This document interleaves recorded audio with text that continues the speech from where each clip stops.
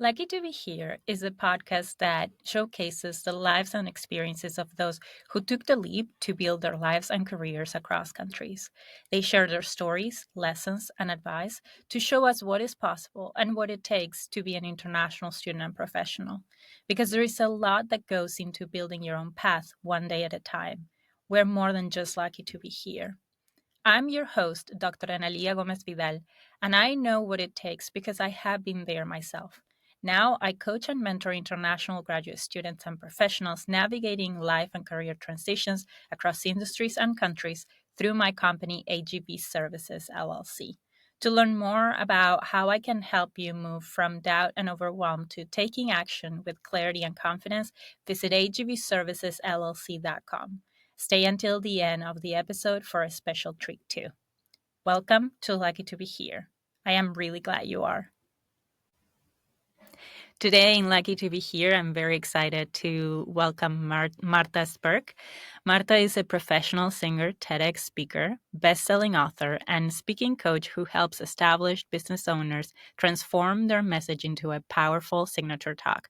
By blending storytelling techniques with strategic coaching, Marta empowers her clients to inspire audiences, amplify their impact, and unlock new income streams through speaking engagements.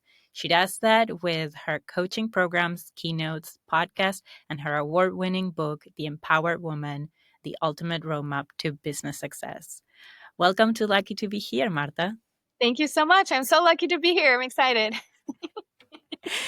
So we met through one of our entrepreneur networks, and I am very excited to have people learn more about your story based on a few different things that we have touched on as we got to know each other. So to get us started, let me ask you, where are you from? Where have you been? And where are you now? Okay. Well, I'm originally from São Paulo, Brazil, born and raised. I lived there pretty much my entire life until I got married at 23. So that was in 2010. And I married an American. So I moved to the United States, to Denver, Colorado. We lived here for 3 years. I actually got my master's in applied linguistics at CU Denver. And then we moved back to Brazil, and that's where we started our family, had kids. We lived in Brazil for 3 years. And then we came back in 2016. So it's been almost 10 years that we've been back and still in Denver, Colorado. Thank you so much for sharing that. And I have a few different questions, but let me start by asking, have you ever imagined that you would be living abroad away from Brazil? Not only did I imagine, I dreamed it for a long time. Like that was the thing. I was born with this desire of coming to the United States, moving. I didn't know exactly how it was going to happen. And I'm sure we're going to get into it, but everything kind of fell into place because my mom is a pastor and she started following American ministers as part of her ministry.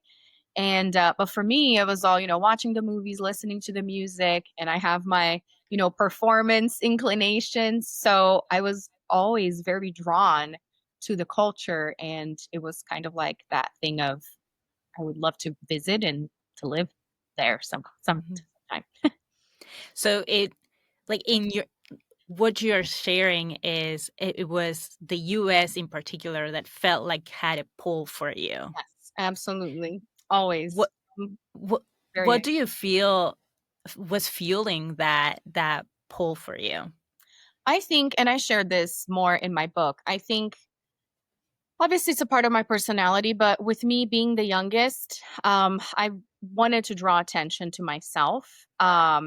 And singing and dancing and being the center of attention to me felt like did the job, and I'm very grateful to my parents, especially my dad, because he used to play a lot of foreign music, but especially American music. So we used to listen to Frank Sinatra, Nat King Cole, the Beatles, which I know they're from the UK, but it was all in English. So yes, we listened to Brazilian music in Portuguese, but there was a lot of influence. And I remember Sunday afternoons we would be listening to that, and then eventually watching movies and things. So that was the big influence that I had growing up, and something that I looked up to. And as you're narrating that, I don't know if like this is a shared experience for you too, but you reminded me of like growing up and learning English as a second language. Mm, A very common exercise that we would have yes. would be filling in the blanks for the lyrics of the Yes. songs in Yes, class. absolutely. Yeah, so that's the other thing. We kind of grow up conditioned to you need to learn English. And I don't know how it is in other countries, but in Brazil, it's like the English you learn in school is not going to be enough. So typically people take private lessons or they go to a language school. So I remember being, I don't know, maybe 8 or 9 years old when I started taking private English lessons outside of school. So that was an extracurricular activity. Right after school, you'd go to class Mm-hmm. at least twice a week.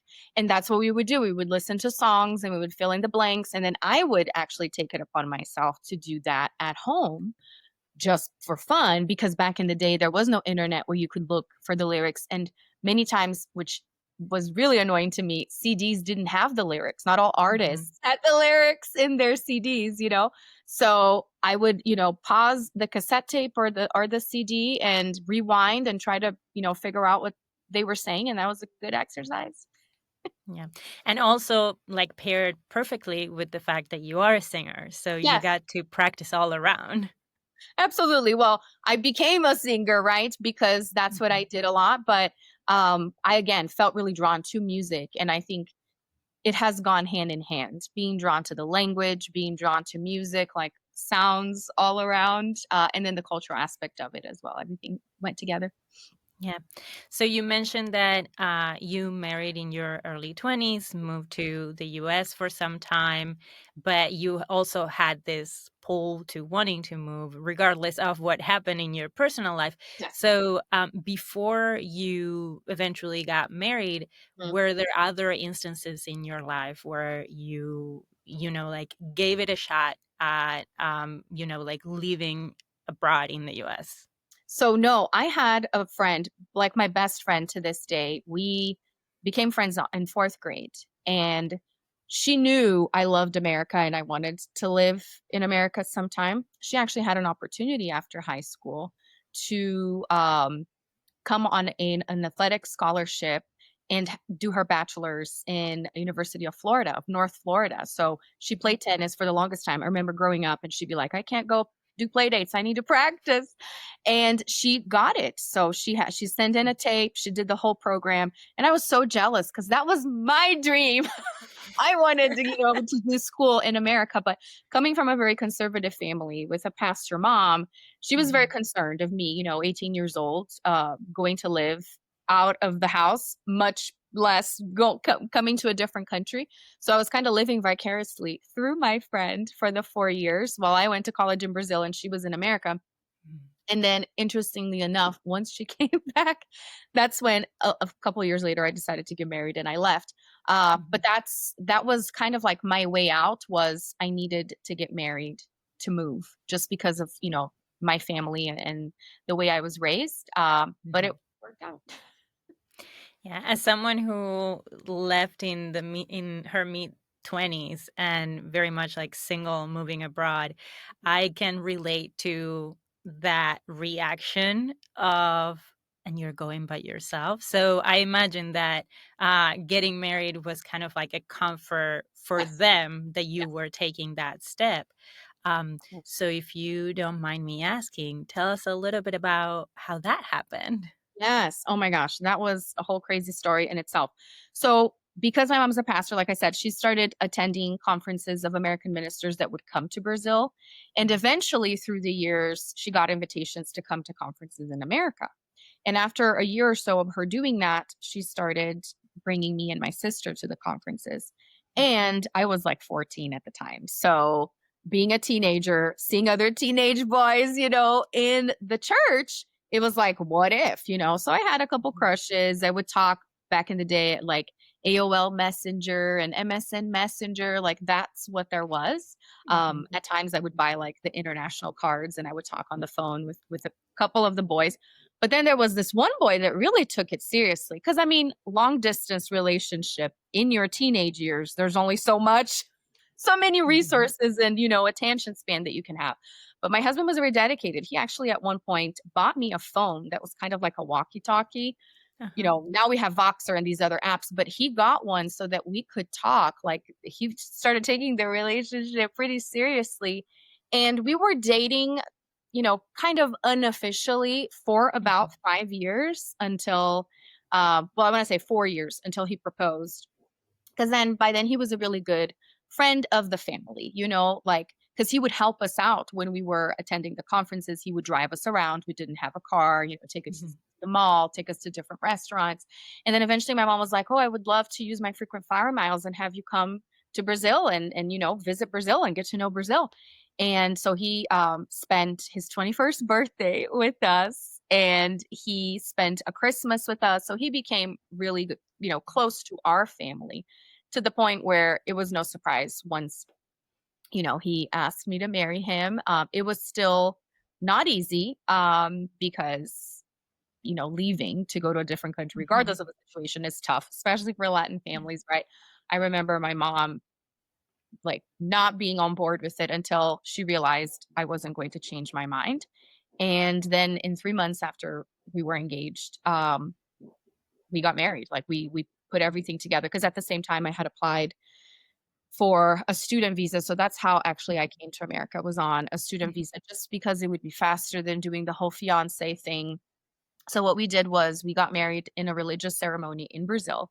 And Mhm. then I came to America on a student visa, which is, technically not ideal, but that's what we did. And I did my master's. And after I did finish my master's, and that's when we moved to Brazil, because it's like, let's try it out. So we went to Brazil. Then that's when we got married officially in Brazil, um, and stayed there for a few years. So that's the story. The one thing that I want to highlight is your husband's commitment, because back in the day, there was no Snapchat, there was no Instagram, not TikTok. The fact that he had to go into like buying the phone that would allow for you to be in touch, it is a different level of commitment I that we know, would right? see. Well, and then moving to Brazil without speaking Portuguese at all, like, that's how he learned. It's not because I helped him, it's because he threw Mhm. himself in the fire, 'cause he refused to be dependent on me, which I commend him Yeah. for that, because I was not, I'm a great interpreter and translator as, a profession, but not for Mhm. for him. Um, and then he got to see where I come from, which I think was Yeah. really, really helpful in our relationship. Yeah. And I'll come back to this in a minute. But first, I want to focus a little bit more on that moment in time where you're like, okay, we're getting married. I am moving to the US. I'm starting this like master's program. Yeah, And that is a moment that packs so many life defining decisions. yeah. So take me back to how you were feeling in that moment. What was going through your mind? Oh my gosh. So much. I think a lot of it was like a cry of independence, freedom. I want to do whatever I want to do. I want to eat donuts on Mondays. Like I want to do whatever I want. I can go through drive-throughs. Like it was such a Mhm. different, I mean, Brazil has become more Americanized throughout the years.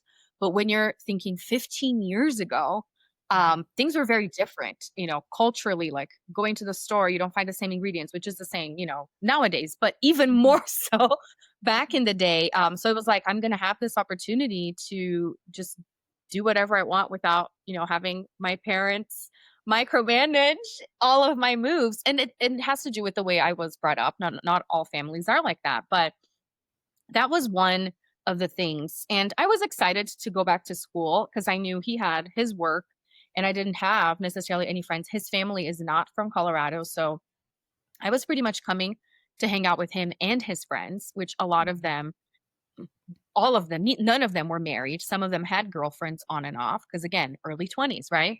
Mhm. So it was a very, honestly, if we were living in the same state, we probably wouldn't have gotten married, right? Mhm. Because we were so young. It was just the situation. So it was a big risk because we had never spent that much time together. Like we hadn't been dating in person. It was a lot of it long distance. So it was kind of like dating now, but we were married. Mhm. So it was kind of strange, like being in the car with him and being like, this is my life now. It was so surreal. Like there was so much to adjust to. And the other piece was that really hit me hard was being a housewife or just doing things Mhm. myself. Because again, in Brazil, there's a different culture of having help. People from making your bed to making your meals to doing your laundry. And then now I'm in this completely new reality where not only do I have to do it for myself, but I have to do it for Mhm. him as well. Not I have to do it, but that was, part of the situation. Now we're married and he's gone to work. What am I going to be doing besides studying? Was I'm going to clean the house. I'm going to, make dinner. And these were all very foreign things to me. So I had to learn. He was a huge help in being like, this is how you operate the laundry room, and the whole like pulling weeds because we were renting a house at the time. So Mhm. things that I never had to do. So it was a fun challenge, but it was also a challenge. I think the other piece was the friendships, like understanding beyond when I would come to conferences for a week at a time. Now going into people's houses and seeing how they handled, social interaction, it was just so different. Um, there was a lot of that, and not only that, but actually attending school in a different country. I had never done that, Mhm. so I thought my English was pretty decent, but then you're reading these very theoretical books, and you're having these theoretical conversations in grad school, and I remember the first week I would come home kinda crying and being like, "I read Mhm. the material, but I guess I didn't read paying close enough attention to where they were saying words I had never heard before. They were pronouncing words in ways that they were different in my head. I remember the biggest revelation was that rhetoric was pronounced rhetoric because in Portuguese it's retórica. It's completely different. So Mhm. to me, it was like, what are these people saying? And then again, I had majored in English. I was working as an interpreter in Brazil. So it was a lot of new at Mhm. once, which was overwhelming, but again, it was voluntary, right? I had Yeah. chosen that, and I was excited, but it was still tough. Yeah, and a couple things that you mentioned that are very relatable for a lot of us that that experience of moving abroad is also the, coupled with the experience of moving away from the home. Yes. So it is very much like that intertwined feeling of like I need to adjust to a culture, but I also need to adult all at the Yes. same time. And sometimes it's like hard to explain, especially when we come from cultures that are very family heavy, where like you don't leave the home unless you get married, like Right. we were talking about, or there is something very big that's moving you away, Yeah. like the PhD program. But otherwise, it's not as common, and so for us, it's like multiple layers of shocks happening at the same time. And one thing that I one thing that I want to ask you is, like something that you highlight is like it was a choice, right? It was something that you were looking forward to, and like you were there. Uh, but that doesn't take away from how hard it felt in the moment and all Mhm. these different layers of challenges that you were facing. What do you feel has helped you navigate that as you were adjusting to this new reality for you? I think the fact that I'd always been very competitive and drawn to challenges really helped. Um, I'm not a person that is okay with backing down and admitting failure. I think there was a lot of pride as well, because I know of a lot of people that go through something similar and then say, this is not for me. And then they go home, right? They get divorced, they get separated, whatever it may be. I had it in my mind, obviously, if it was something to where there was abuse or something, right, which was not the case. But Mhm. a lot of people will give up just because it's a lot of pressure and it's a new situation. I had already made up my mind that that was not going to be me, that I was going to push through.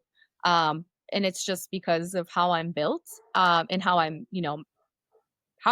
wired, I believe. Mhm. And the other piece, I guess, on the same hand, which is kind of, a paradox, is that I knew I had something to go back to if I needed to. I knew my family loved me and they were there for me and they were there to help me.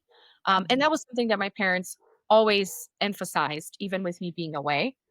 Uh, and that's why we moved to Brazil after a while, because it was like Mhm. I proved my point, like I made it for 3 years. I graduated, because that was also the other thing that my parents, they supported my decision of doing the master's, because they were like, at least get something out of the deal, because this relationship is not going to work. So go get your degree, we'll help you pay for it, and Yeah. then you'll come home and it's all good.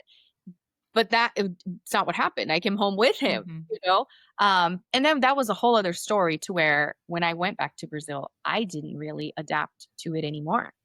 It didn't feel like home to me anymore, Mhm. you know, after those 3 years. But it was a good moment, again, like I said, for my husband to see where I come from. And I'm so grateful for that, because he still speaks Portuguese to this day. And it's something that now he says, as hard as it was, I'm very grateful. And he tells my kids, you guys need to work on your Portuguese. Learning a second Mhm. language will change your life. So he's a huge proponent of it now. But yeah, I think, if I'm being honest, it had a lot to do with my stubbornness. Yeah. I mean, hey, that's fair.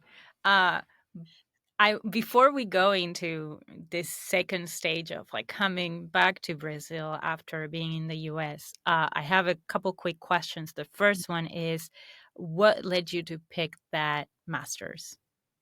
So, well, I wanted to do something where he was living, which he was living in Denver. So I applied to two different universities, which was not a lot, but it's all I could find online in my limited resources 15 years ago. Hmm. And what was interesting is that there are three actually locations to, the University of Colorado.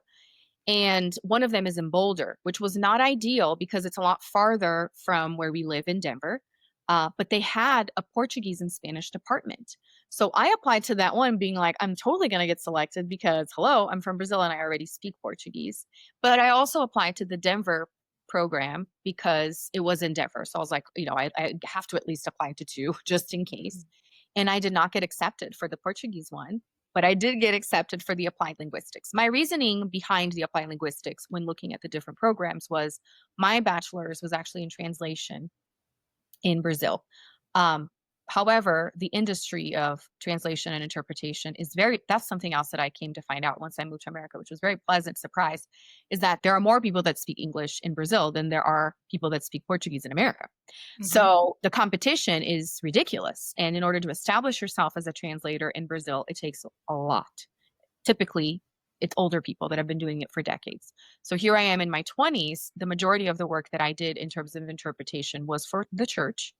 The Hmm. rest of the time I was teaching and not making a whole lot of money. So I was being a teacher, but I did not have a degree as a teacher. I was not licensed necessarily. So I was just working in language schools. I was not actually working in schools. So Hmm. my idea was, I'm going to get some sort of certification, or a Hmm. degree in teaching, because that's what applied linguistic was. Essentially, applied linguistics was code for ESL, and that's what Hmm. I had already been doing in Brazil. So that's why. Interesting. And what once you graduate, um, your graduation prompts the two of you going to Brazil. Is Yes. that right? Yes. Um, what was that decision like now that had you going through your own experience of having adjusted to the US and then going back to Brazil? And for your husband to be immersed in a culture in a different language and figuring out what's next for him as well. Yeah, I think we were very excited. The reality of it once we got there was a little bit different. I mean, there were pros and cons, just like anything in life, but we were excited to kind of start something new. We'd been together for 3 years by then, so we knew we were, continuing on with the relationship. And for him, it was kind of like his turn almost, like I uprooted my entire life and came over here, and now we get to go down there. And the other thing is, my parents had still do a very good living situation. My dad owned his business for several decades, and that was part of the deal. Was he was going to go and work with my dad in his business, so it was a great opportunity, right? So we would be coming from a single income household where all of the responsibilities were on him, to moving to a different situation where I had a master's, so I could get a job, a nice paying job. So there were lots of, positives to the situation. So I think as scary as it was to sell everything and leave, we were excited to do some, and we were also thinking that's when we're going to start a family, because I was going to be close to my family, and as the Mhm. woman, that made sense to us. So that was the plan. And I know that this is going to be a little bit biased because it's your perspective, not both of yours. But Uh-huh. who would you say had the harder time during those 3 years? Oh my gosh, that's tough. I think both of us struggled in Mhm. different ways. I think for Yeah. him, it was adapting to the culture, um, which you know, looking from through my eyes, I think he did a great job as best as he could. Because again, I know lots. I used to teach Portuguese to Americans that would go to Brazil, and Mhm. they would just isolate themselves and learn very little because they could afford to, Mhm. and Americans are celebrities in Brazil, so people want to speak English, so they're kind of spoiled. Obviously they don't speak really great, all of the people, but they don't have to necessarily all the time, depending on the city, right? But being in a bigger city like we were, there were a lot of executives that could just afford to live there for years without speaking a lick of Portuguese, but he Mhm. forced himself. Anyways, I think for me, the tough piece was the family dynamics, the whole cultural aspect of it, but the family dynamics with, I'm back, but I'm not living with you guys. I'm married now, but there were still certain expectations Mhm. from them. So I think, and I'm sure it was tough for them as well because they'd never been in that situation before, where their daughter, moved away and now she's back, but she's married. So I think that was tough for me. And in the end, when we decided to move, we had both moved back to America. We had both agreed that we were going to move back, but I was the one that expedited the decision because I was really ready to just leave and raise my kids in America. Yeah. And again, this is another stage in which like there are multiple things happening, right? Because like you're Mhm. having kind of like this reverse shock of coming back to the family dynamics that need to Yeah, update, and at the same time having your husband adapt to a new culture, figuring out what's the next step, and on top of that, motherhood. Um, During that point in your life, what felt to you like the anchor or anchors that were helping you move forward? I think living in Brazil really strengthened our relationship because we had to rely on each other. Mhm. If I decided to, that's what I understood, and that's why it was so hard. And it even makes me a little emotional. I had to essentially either pick my family or him. Living in America, I had picked him. There was, Mhm. no other way. But while I Yeah. was living there, it became clear that I if I sided with my family, our relationship would basically be over, or very, Mhm. very strained. And so I think one of the reasons why I pushed for the move is because, especially after having kids, I had to pick him and the Mhm. kids, you know? Otherwise, it would be even harder. So it's almost like the distance made the decision easier for me. So maybe it was a little Mhm. selfish in the end, but for the Mhm. good of the relationship. Yeah. And it makes a lot of sense as you're sharing it. And I want to honor that it's not a straightforward decision. Right. And I think like that's a lot of the conversations that we have over time that, we talked about how much you wanted to live in America and you had embraced the culture and all this stuff. But even with all of that, there is still that kind of like tug of war that we go through internally because these are not straightforward, clear decisions, and there is so much emotion that goes into them. Right. And so it makes sense that in that push and pull between what used to be your home Yeah. with your family and how everyone interacted, and the new one that you created for yourself with your husband and then your kids, you kind of like found yourself in that ultimate position of like, who am I now and what do I prioritize? Yeah. It's so hard. Well, and the other piece that I haven't shared, I wasn't sure if you're gonna ask or not, Mhm. that as everything is very intense in my life, we had triplets. So that was even harder because especially when you're thinking about living in well, being close to your family for one, for two, being Mhm. in a culture where you have so much help and Mhm. you have 3 newborns, like, who in their right mind would decide to leave? And we left when they were 9 months old. So I know for a lot of people, I looked crazy, but for, the reasons that I just shared, it's like I need Mhm. to kind of fiend for myself here. Otherwise, it's going to be harder and harder. Yeah. And it's not the scope of the podcast, but it is true that there is so much going into motherhood and what people feel entitled to say or not say about how you should or should take care of your kids. Yeah. And we come from cultures that feel very strongly about a lot of those things.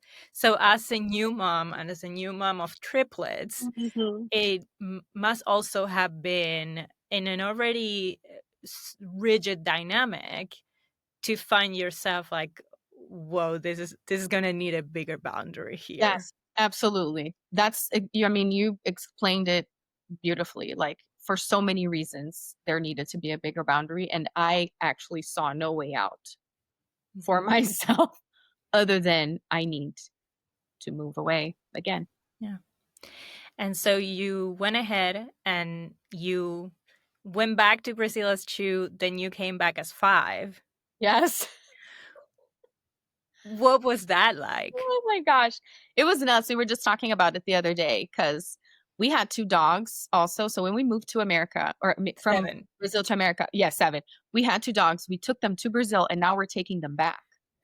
And with the 3 kids, we had 17 suitcases and we had to coordinate the travel of the dogs. So his family was picking up the dogs at a different city and driving them. And we were moving into this house that we're currently in, but it wasn't ready because he was doing renovations. So I stayed with my sister in law in Nebraska for 3 weeks with the Oh. 3 babies while he was working in the house to the point where I was like, I can't not be with you. It's too long.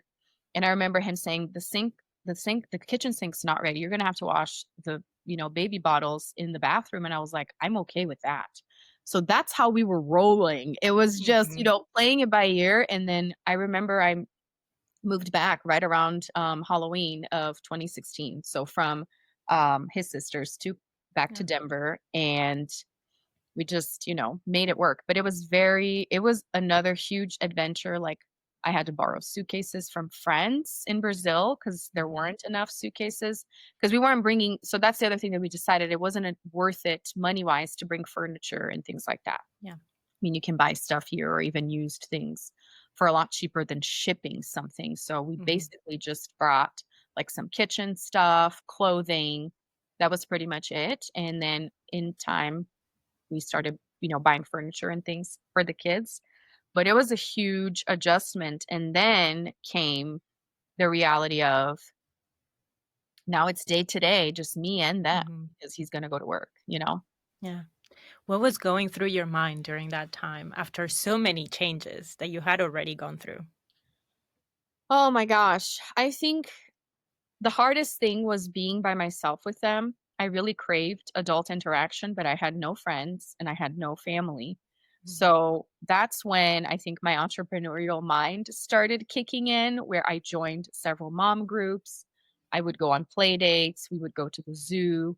I remember at first, I had a wagon, one of those like red flyer wagons where I would put them and I would just haul them everywhere. Eventually, I got a triplet stroller, which are really hard to find, but I got a used one. And I was just like muscling up these kids everywhere because I couldn't bear to be at home for very long.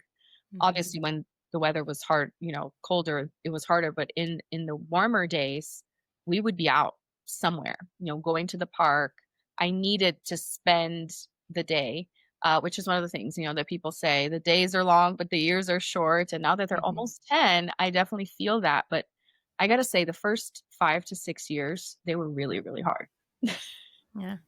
And as you mentioned, your entrepreneurial mindset kicked in, and that's how you managed to go through them. Um, in those moments, especially when they felt like really hard moments, what was going through your mind?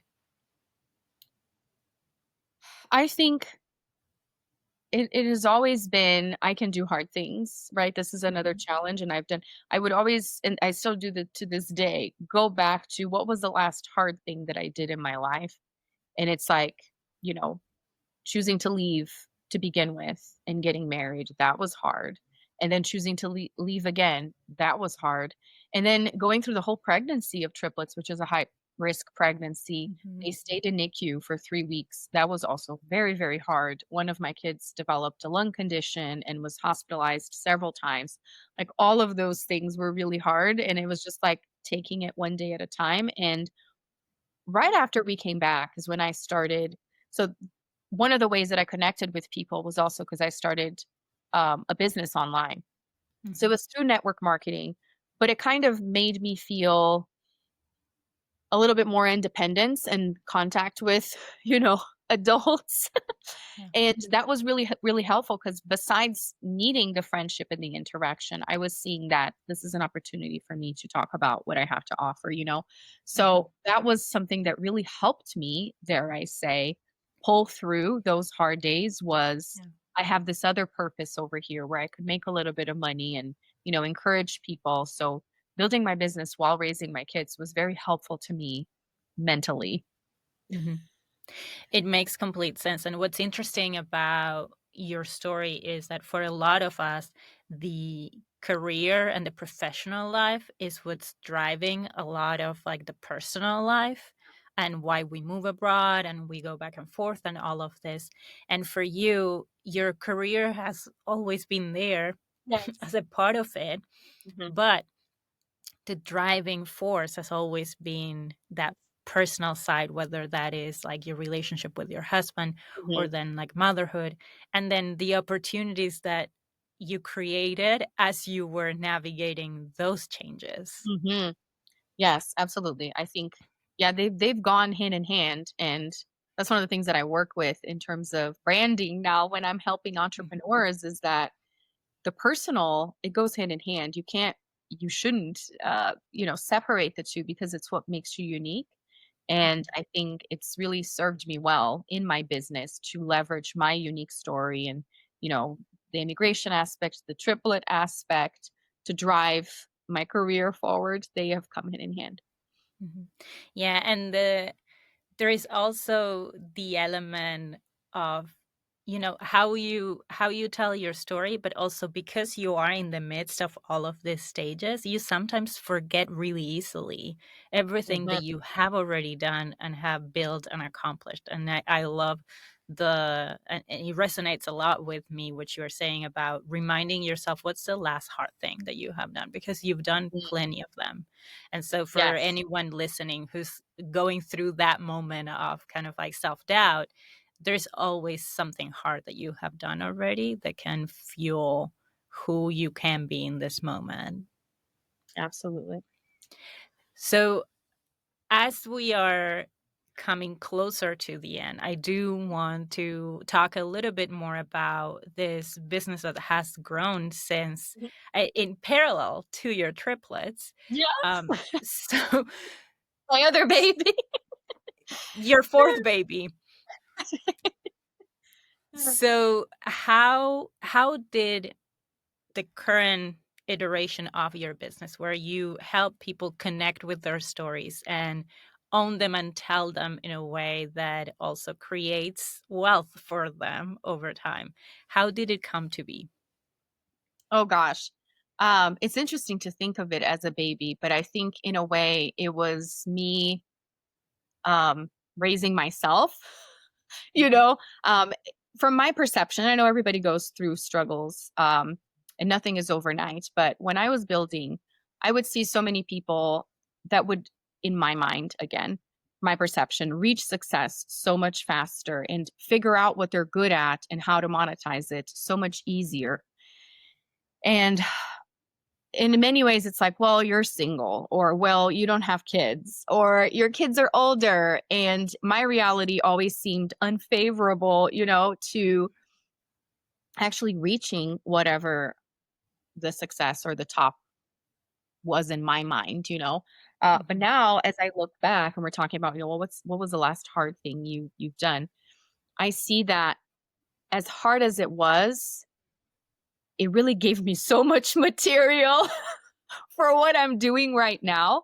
And honestly, what got me to do what I'm doing right now was continuing on, is just literally not giving up. And it goes hand in hand with what I was saying before, my personality. Like, I Mhm. refuse to admit failure and defeat. So that has served me well, because even if things weren't the way I wanted them to be, um, I kept hearing people say, keep going and eventually something will come out of it. Mhm. And there was never one person or one thing that I did that changed completely the trajectory of what I was doing. It was always a combination of several different things. Like, I remember the year 2022 is when I both published my first book and I did my TED Talk, which you would have you would have thought that that would be the pinnacle of my business. I have to say that right now I'm living the pinnacle of my Mhm. business, because even though I had accomplished those things, financially, my business wasn't where it is. And even if I'm being Mhm. honest, confidence wise, yes, I stepped up on that stage and I published the book, but I didn't know what I know now. And it's just come with experience and, wisdom, whatever you want to call it. But to answer your question, the way I help women now, especially, women entrepreneurs, it is a reflection of what I've built for myself. Like, I've gotten to do what I'm doing now. I don't know if this is Mhm. making any sense, Yeah. because I've been doing it myself for so long that it's amazing to see, the rooms that I've been stepping in for all of these years as an attendee. Now I'm the speaker, or now I am the person that everybody knows because they've been seeing me for 10 years. And they're like, Mhm. I remember when you were just getting started. So my persistence, and it's interesting. I always say this. The opening lines to my husband's wedding vows to me was, "Your persistence never ceases to amaze me," and that's what I got going for me, Yeah. is that I haven't quit, and this has helped me into getting in a position where now I encourage people to say, "You just got to keep going. Like, everything's going to build on itself." Yeah.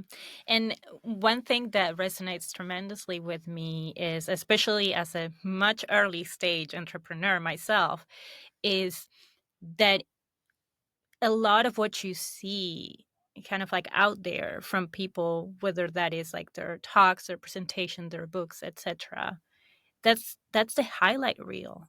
There is Mm, so much that goes underneath, and part of the reason why, I created this space and I love these conversations is because we can go deeper into what it takes and what it yeah. means, like as a person in our humanity, to Mhm. go through those stages that get us there, because otherwise we then take it for stories that not always serve us in the Mm, best ways.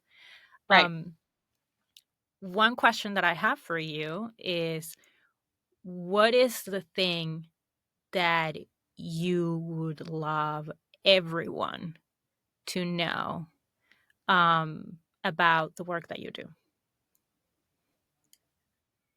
Well, in a tangible way, what I do is help people express themselves better, so articulate the value of what they do and feel confident in doing it. So, walking away with a specific outline of how to do a presentation, um, and not only in terms of content, but how to deliver it.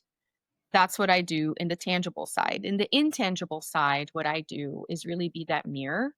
And again, because of my life experience, I've seen enough to be able to tell these women that they have something special. to share, that it is unique and it never fails. It never fails, regardless of what they have been through. And, Mhm. having a podcast, you know what I'm talking about. Like, you see people come and share things that sometimes you've been through something similar, sometimes it's completely and wildly different, but it's so touching. Mhm. Stories never fail, right? It's something that connects us on a very human level. And that's what I help people with, is bring their uniqueness in terms of stories to their presentations. And so I get to be the person, and I feel very honored to hear stories, sometimes for the first time, for a stranger, because they haven't shared this with an audience. So I get to be that person, and I get to then say, "This is amazing." And oftentimes they will tell me, Mhm. "Are you sure? Like, do you say this to all your clients?" Yes and no. I do, because the stories are really amazing, but I'm not just saying it because they're paying me. Yeah. I say it because it's amazing to witness the human spirit and the things that we go through and how we can inspire other people. So that's the other piece.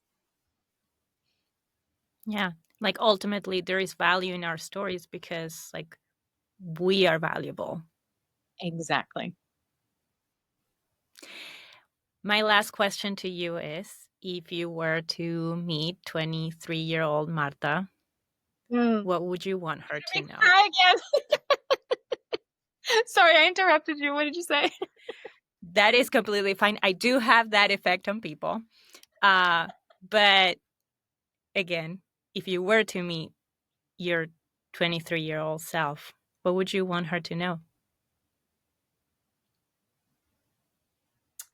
I think I would tell her I'm very proud of her for making hard decisions, because they really paid off. I know for a fact that I would not be doing what I'm doing if I had stayed in Brazil. Like, this is my purpose and I was meant to be here. So I'm very grateful that she saw that. And even though she didn't have it all together like I do now, all the lots of the pieces, I don't have it all together. Let's clarify. All the pieces together, she saw that picture, and I see myself over and over, like even with the music and bringing all these pieces, like it's taken me almost 40 years, and that seems like such a long time, but on the same hand, it's not. So I'm very grateful. And I am very grateful for you to showing up, all of you, and your openness and authenticity in our conversation. I am certain that it's going to resonate with a lot of people. So many turns and trial and tribulations that you have gone through. Before we wrap up, where can people find you? Well, I am visible. I practice what I preach. So you should be able to find me anywhere. Just Google Marta Spirk. I'm on Instagram, Facebook, LinkedIn, also on YouTube. I have my original songs on Spotify and Apple Music, all the places. Just look me up.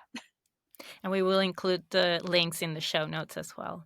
Thank you so much, Marta, for joining me in Lucky to Be Here. Thank you so much. This is great. That is the end of today's episode. And as a thank you for making it this far, here is a special gift. You can use code LUCKY26 to get 20% off when you subscribe to my coaching membership, AGV Lab for Career Explorers. You can book your call to join it using the link in the show notes. Thank you for listening to Lucky to Be Here. I am your host, Dr. Analia Gomez Vidal. If you enjoyed this conversation, make sure to subscribe to this podcast wherever you're listening and leave us your review.